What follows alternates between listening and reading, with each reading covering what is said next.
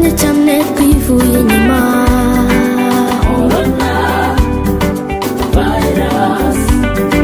Bimwe mu bimenyetso biranga uwayanduye: inkorora, guhumeka bigoranye n'umuriro.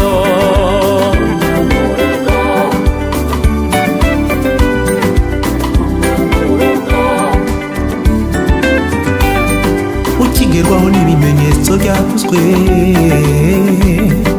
ihutire guhamagara 114. Nanone wakwipimisha ukoresheje telefone yawe, Kanda akanyenyeri 114 urwego, maze ukurikize amabwiriza,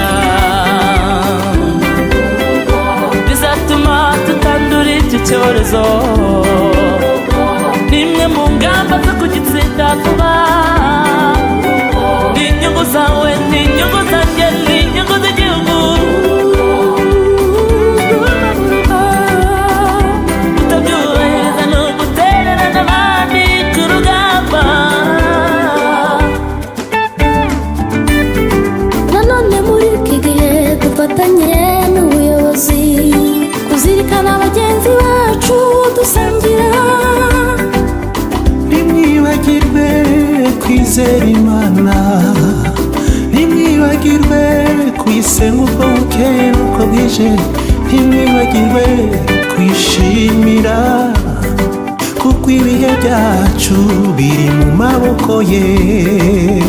Uwiteka niwe wivugiye ati: maze abantu banjye bitiriwe izina ryanjye nibicisha bugufi bagasenga, bagashaka mu maso hanjye, bagahindukira bakareka ingeso zabo mbi, nanjye nzumva ndi mw'ijuru, mbababarire igicumuro cyabo, mbakirize igihugu,